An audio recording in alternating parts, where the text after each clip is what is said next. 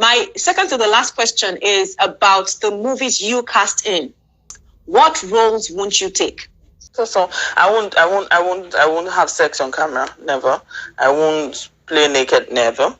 It's about diversification. You know, when you did your introduction, you mentioned something about being a co-founder of an NGO and all that. Do you see Nollywood, or just being in Nollywood alone, as a profession that is worth standing by, or you would advise diversification for probably anyone that wants to come into the industry now, or those that are currently there? Number one, I think I don't like the choice of words that it's a profession that is worth standing by. It is. Okay, not standing by, but focusing on. Let's use focusing on. It is. Okay. Is it a profession that can feed you immediately? No. Okay. But it's a profession that is worth depending on, what focusing on, what putting your best into. Because one of these days, it will pay you. Okay. If you know what you're doing. Do you understand? But yeah, for now, while you're still struggling and trying to get there, you can do other things. But you should not lose focus, because this is the only job you will ever do that would not require you to retire. You will grow into other roles. You're getting older. There will always be roles for you. So yes, there are people who have worked in the past. For instance, Mrs. Bello, from Kakindele Bello, doesn't work as much as she used to do up and down. But now she's reaping the benefits of all the work that she has done. Exactly. You know, so it's a profession that you have to first put in the work. It takes and takes and takes and takes and takes. But when it's ready to give, is amazing. It just blows your mind. So that's it. I feel like that's it. Awesome. That's it. I like that answer that you just gave. And I'm sure that a lot of people watching us and that will watch us would actually like that question. Even though we know that some people are coming into the industry for the wrong reasons and with the wrong mindsets, not understanding that even if they come in now, they might not reap the harvest. But if only they are steady and consistent, you know, they'll get something out of it. And they're willing to put in the work. Yes. Yeah. They'll get something. Yeah. Okay. So the next question I have, very soon I'll be taking questions. So please get your questions ready. Thank you everyone that has joined or that is joining. Get your questions ready. We'll start taking your questions shortly. My second to the last question is about the movies you cast in. To ask, what roles won't you take? Because you seem to me like someone that have principles, if I'm correct. So what roles won't you take? I do, but let me tell you what has worked for me so far. What has worked for me so far is people see me as a serious actress. So they won't even come to me with some certain roles, you know. They always come to me with when they need somebody serious, when they need somebody, you know, intelligent. I don't know how they get that thing. When they need somebody, I'm the goofiest person in the world, but they come to me when they need somebody intelligent, maybe somebody smart, somebody that can interpret roles. So they don't ever come to me with the kind of roles I would naturally not take, you know. So I think God has helped me so far, but I would not take certain roles if they go against what I believe in. If they go against what I believe in, I totally, honestly, let me shock you. I want to do one of those movies where you jump off trucks and you carry guns and you're running after thieves. That, you know, maybe you be the one that was producing like that. You know, I really want to do stuff like that, but nobody calls me for stuff like that. You know, I want to play a mad woman. I really want to play a mad woman. I feel like the kind of madness people portray, I don't see mad people dancing on the streets and jumping up and down and singing. No, most mad people would have settled into the madness and, you know, they're okay with it and they're just living their lives as a mad person, you know. So I really, there are roles I love to play. Like, I really want to play them, but nobody wants to call me for such things, you know. But they don't also cast me for the very vain and very stupid roles either, which I am also grateful for. But I think so. I won't have sex on camera. Never. I won't play naked. Never. I won't. A couple of other things, you know. Aside that, I think that's okay. Okay, so I know I already said my second to the last question, but something just popped in my head now that I want to ask you. It's fine, just keep going. It's about script writing and maybe a little bit of subtitles, because I know we've exchanged some messages when it comes to. Yes, we have. I'm always on your case. I know, right? So, I'm also what do you think we can do? I'm also going to talk about your. What can we do? What can we do about subtitles when we're done?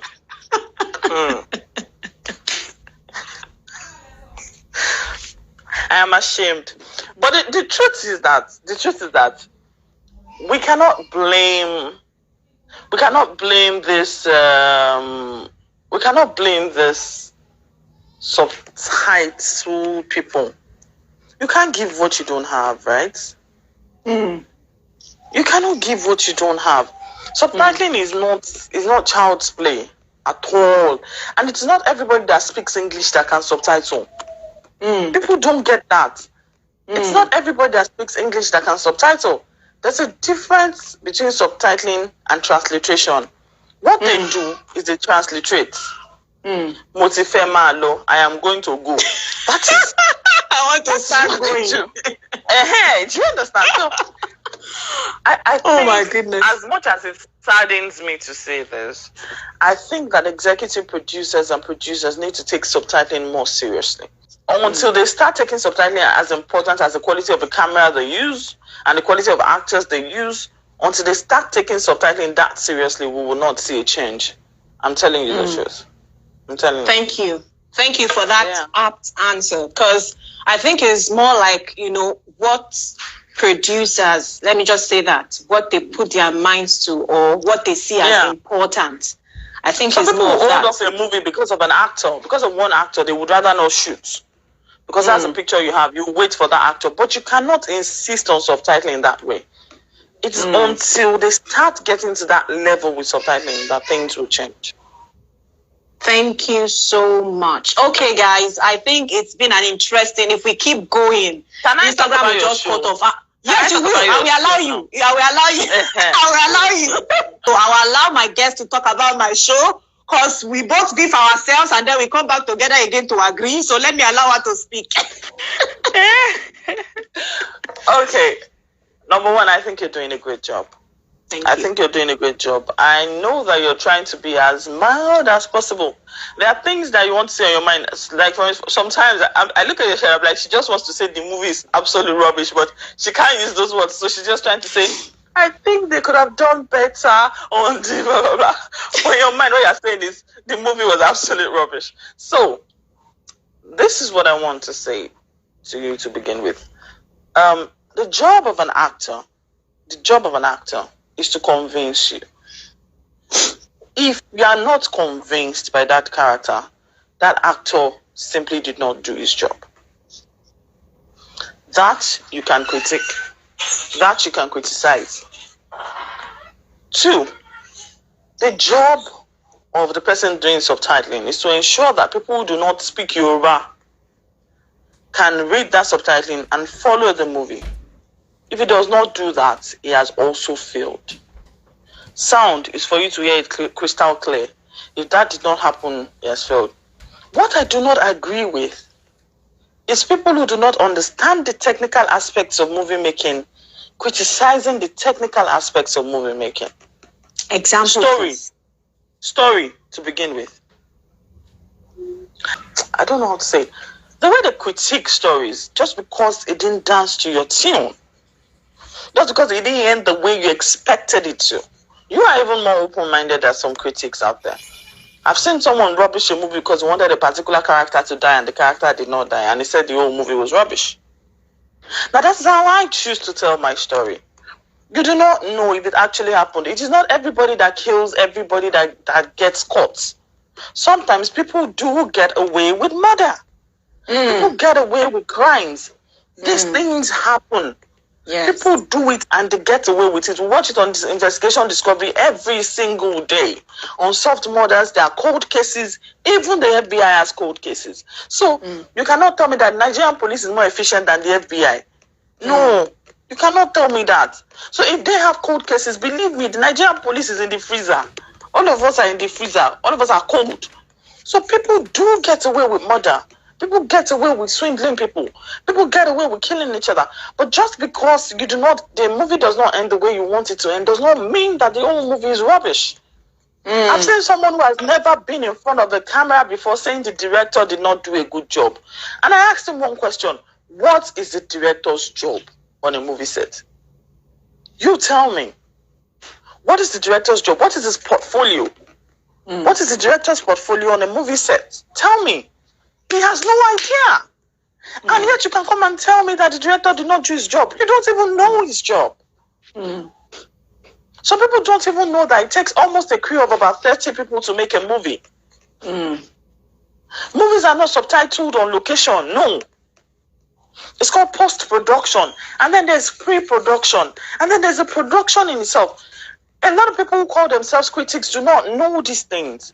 But yes, because you can watch a movie and you do not enjoy it, you feel like you can just come and say, the lighting was bad. What do you know about lighting? There are places that you deliberately light to look dark. Probably because you want to convey a mood. You understand? You don't want people to be happy. So you want to also help the actor deliver properly. The place is dark. There's no light on his face. Probably because he's playing a criminal. Take the light away from his face. You're trying to make the character mysterious. You're trying to do this and do that and do that. And then you light that way. And then you light that way. And somebody comes and says, the lighting was bad throughout the movie. The one-to-one-to was bad. The Kenikon was bad. You don't know these things. And then they talk about herbalists. Must they go to Babalawo? You already read that one already? Yes. My dear people in the abroad. I know how old I am. I have never been to a Babalawo. I can tell you that categorically. But I can also tell you that there's only 5% of us that have never been to Babalawo in Africa. 5% of us. I cannot tell you that. See, people like me, and probably a handful of us, we're not as much as the people who go to Babalawo. Or who go to pastor every time they have a headache. Or who have people they call when they have bad dreams. It's only a handful of us that don't have that. The majority has it. Now, who do I play to? The handful that does not go there, or the majority that goes there? If you were in my shoes, who would you play to? Do you understand what I'm saying? If you were in my shoes, who would you play to? The majority or the few? That's a fact. See, that's why I say, look, when every movie industry is a reflection of that society. People go to Babalawo, they are real. Babalawos are real. I live in Lagos, Nigeria. On every street, there is a Babalawo. Wow. Yes. On every street, there's a church. On every street, there's a mosque. At least in 3 streets, there's a Babalawo. And if the people do not go there, then how come these people are still in business? How come they're still in business? So people do go there. They come on Instagram and pretend as if all I know is Jesus. You're lying. You know you're lying. It is well. There's some people who will come and say, why are they calling Babalawo? But yet they have Babalawo A, B, C, D's number on their phones. Wow. And when they have a bad dream, even in America, they call Mr. Babalawo to say, Joe, ever make better to see junction, mulala consider. And yet you see a Babalawo in the movie and you're the one complaining. And you're the one keeping them in business. And they say, people go to pastors to see the end of their problems. You call your pastor when you and your husband are quarreling, don't you? So why is it bad for someone in a movie to go to a pastor and they pray and something happens? Why is that an issue? So the first question that I'll be asking is from the real Lavender Me. And she's asking about how you would influence change. How would you influence change or challenge the status quo if you only always play to the majority? I think she's picking that question from a statement you made. Yeah. I already said that I don't play to the majority personally. I already said that earlier on in the interview, that I don't play to the majority. But I am not everybody. I am not everybody. Let's remember that the movie industry is really large, you know. Quite a number of us too, of my colleagues also grew up going to babalawos too. So there's no how you're going to tell that person that it's not okay to go to babalawo. Do you understand what I'm saying? I already said I don't play to the majority. So I do, if you watch most of my movies, I try to run away from, except it is completely unavoidable. In a scenario like Pata, I wanted to talk more about the drum, and there was no way to do that without going traditional. Do you understand? There are some scenarios when you see my movies and you see stuff like that, you know that it's unavoidable. Do you understand? And when I did the research on Bata, I realized that there was actually a family dedicated to the worship, a family who worship Bata, the drum actually. Do you understand? And then we went and got all those people from that family. I don't know how to tell people that their religion is not okay. I don't know how to, because nobody can tell me that my religion is not okay. True. Thank you for that answer. You will preach what you believe in. Yeah, I think that's it. The next question is, what keeps you going or motivated in the Nigerian movie industry? You have to keep yourself going. Nothing's going to keep you going. In fact, everything wants to stop you. Everything wants to stop you, but it's the passion that keeps us going. I have to say, it's the passion. It's the love for, oh my God, that's my movie. And, you know, I think it's some of us have gotten to a stage where there's a story in your head and you can't put it down. You can no longer sleep. There's a story in your head and you can't write it out. You can't sleep. And the minute you start writing it out, you're seeing pictures. So it just pretty much goes from there. You have to keep yourself going. Nothing's going to keep you going. Thank you. You keep yourself going. Okay. So she has a question. What is your take on how women, single or married women, are portrayed in Yoruba movies? Like there's an underlying theme of viewing unfairly unequal to men. First, you have to know that you're watching an indigenous movie, indigenous to the Yoruba culture. The Yoruba culture believes in the lordship of men over their wives. And to an extent, I think we have even departed from that idea. There was a time where women could not even look at men. Now in Yoruba movies, you see wives shouting at their husbands and talking back when their husbands are talking and all of that. So I feel like it depends on the perspective the writer is coming from. There are men who have also subdued their wives to the extent that the woman can no longer think for herself. If it is that kind of movie, of course, you will see the wife being like in Fool's Paradise, you know. My character was playing stupid for the husband. It was because of the message you wanted to pass across. This society has evolved beyond anybody trying to treat any woman unfairly. I feel like it's maybe you should look at the overall message of the movie. I'm sure they're not playing to that. Now, this question is mine. I just remembered I did not ask you. And it's about repeating. I'm not saying there's something bad in using the same location for your movies, but it is bad when after I just finished watching movie A, they used this place as a hotel. In movie B, they are using the same place with the same color of the wall, with the same positioning of furniture. Nothing changed. But now they are using it as an office. And I'm watching movie D.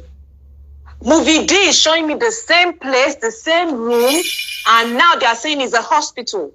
Why is there no creativity? Why? Maybe you should commend our creativity.